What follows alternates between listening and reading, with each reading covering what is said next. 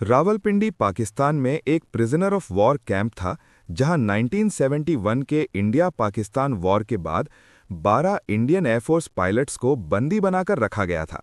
Security इतनी tight थी कि वहां से जिंदा भाग निकलना किसी के लिए सोच से भी बाहर था। कैंप के इर्द गिर्द ऊंची दीवारें थीं जिनके ऊपर कांटों वाली तार यानी बार्ब्ड वायर तनी हुई थी। और फिर भी इसी जगह से 3 इंडियन पायलट्स ने एक ऐसी डेयरिंग एस्केप की कोशिश की जो बाद में मिलिट्री हिस्ट्री का हिस्सा बन गई। आज के वीडियो में हम जानेंगे कि कैसे उन्होंने एक ऐसी जगह से निकलने की कोशिश की जहां से भागना नामुमकिन माना जाता था। वेलकम बैक टू द बालक चैनल। साल था 1971।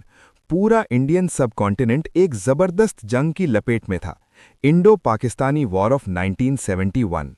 फाइटर एयरक्राफ्ट सरहदों के ऊपर गरज रहे थे, एंटी एयरक्राफ्ट गन्स रात के आसमान को आग की लकीरों से भर रही थीं, और दोनों तरफ के जवान पायलट्स ऐसे मिशंस उड़ा रहे थे जहां हर पल मौत सामने खड़ी होती थी। कुछ वापस हीरोज बनकर लौटे, कुछ कभी लौटकर नहीं आए, और कुछ बच गए सिर्फ एक नई जंग लड़ने के लिए। जब उनके एयरक्राफ्ट अलग अलग कॉम्बैट मिशंस में शूट डाउन हुए, कई इंडियन एयरफोर्स ऑफिसर्स ने सफलता से इजेक्ट किया, लेकिन गलत तरफ उतर गए।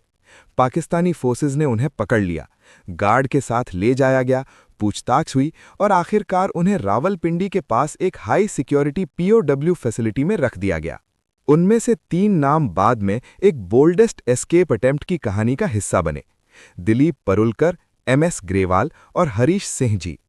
वॉर दिसंबर 1971 में ऑफिशियली खत्म हो गई। कागज पर लड़ाई रुक चुकी थी, डिप्लोमैट्स अग्रीमेंट्स की बात कर रहे थे, लेकिन प्रिजन कैंप के अंदर वक्त जैसे जम गया था। किसी को नहीं पता था कि घर कब भेजा जाएगा। दिन हफ्तों में बदले, हफ्ते महीनों में। कैदी जीवन की एक ही रूटीन थी: बेसिक खाना, लिमिटेड मूवमेंट और हर वक्त नजर रखते हुए गार्ड्स। राइफल्स लेकर पेट्रोल चलती रहती, रात को सर्च लाइट्स कंपाउंड पर घूमती रहती। वॉच टावर्स कोने कोने पर खड़े थे जैसे चुपचाप निगरानी करते सैनिक। एस्केप मुश्किल ही नहीं, नामुमकिन लगता था, लेकिन सोल्जर्स को ट्रेनिंग मिलती है अपने सराउंडिंग्स को स्टडी करने की, पैटर्न्स देखने की, छोटी कमजोरियां पहचानने की, और धीरे धीरे चुपके चुपके एक आइडिया जन्म लेने लगा। सब कुछ ऑब्जर्वेशन से शुरू हुआ।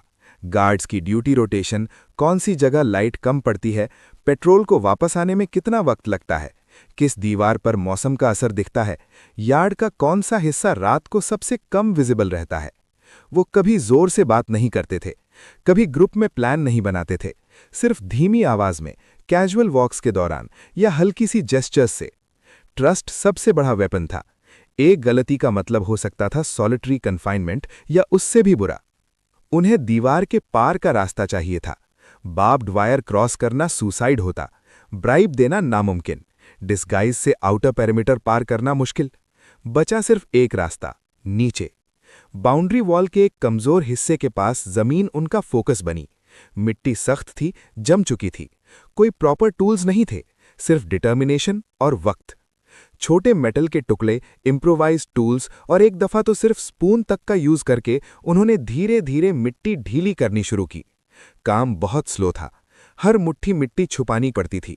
कुछ कपड़ों में भरकर वॉक्स के दौरान गिरा दी जाती, कुछ यार्ड में पतली लेयर में फैला दी जाती ताकि किसी को शक ना हो। हर रात खतरा होता था। अगर गार्ड ने डिस्टर्ब्ड ग्राउंड देख ली, प्लान वहीं खत्म। फिर भी वो रुके नहीं। हाथों में छाले पड़ गए, नाखून टूट गए। तंग जगह में काम करते करते मसल्स दर्द से भर गए। टनल इंच बाय इंच दीवार के नीचे बढ़ती गई, बस इतनी चौड़ी कि एक आदमी घुटनों के बल निकल सके। ऊपर गार्ड्स घूमते रहते, जूतों की आवाज कंकर पर सुनाई देती, बिना जाने के उनके पैरों के नीचे आजादी का रास्ता बन रहा है। महीने बीत गए। 1972 के मध्य तक टनल रेडी थी। उन्होंने अगस्त की एक अंधेरी रात चुनी। बादल चांद को ढक रहे थे, हवा बिल्कुल शांत थी। टेंशन महसूस की जा सकती थी।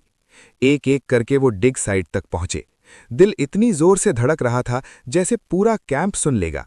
एंट्रेंस छोटा था, क्लॉस्ट्रोफोबिक, अंदर जाने के बाद लौटना लगभग नामुमकिन। पहला आदमी घुसा, चारों तरफ मिट्टी, हवा भारी, हर मूवमेंट धीरे और संभल कर। अगर टनल गिर गई तो कोई बचाने नहीं आएगा, लेकिन टनल टिक गई। कुछ मिनट बाद तीनों दूसरी तरफ निकले। महीनों बाद पहली बार वो प्रिजन के बाहर थे, कैदी नहीं, भगौड़े। लेकिन फ्रीडम सिर्फ पहला कदम था। वो पाकिस्तान के अंदर गहराई में थे, इंडिया से 100 किलोमीटर दूर। सीधा ईस्ट जाना मतलब हेवी मिलिट्री जोन्स क्रॉस करना। इसलिए उन्होंने अलग रास्ता चुना, north west, Torkham border crossing की तरफ। अगर अफगानिस्तान पहुंच जाते तो इंडियन डिप्लोमैट से कांटेक्ट करके सेफ रिटर्न हो सकता था। प्लान डिस्परेट था, लेकिन बेस्ट चांस भी वही था। उन्होंने अपने कपड़े एडजस्ट किए ताकि ऑफिसर्स कम और आम मुसाफिर ज्यादा लगें। रात को ज्यादा चलते, दिन में छुपते, फील्ड्स या सुनसान जगह पर आराम करते। खाना कम, पानी उससे भी कम। हर बात रिस्क थी। एक्सेंट अलग, बॉडी लैंग्वेज मिलिट्री। एक गलत लफ्ज शक पैदा कर सकता था।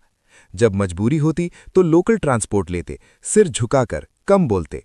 हर चेक पॉइंट जो बच जाता एक छोटा मिरेकल लगता। दिन थकान में धुंधले हो गए, पैरों में छाले, पेट में भूख, नींद छोटी और बेचैन, लेकिन उम्मीद उन्हें आगे बढ़ाती रही। आखिर जमीन बदलनी शुरू हुई। पहाड़ी इलाका नजर आया। वो बॉर्डर रीजन के करीब थे। वो बहुत करीब आ गए थे, लेकिन बॉर्डर इलाकों में आउटसाइडर्स जल्दी नोटिस हो जाते हैं। उनकी अनयूजुअल हरकतों में ध्यान खींच लिया। सवाल पूछे गए, नजर रखने लगे लोग। फिर वो पल आया जिसका डर था। लोकल अथॉरिटीज ने उन्हें रोका। आइडेंटिटी खुल गई, एस्केप खत्म।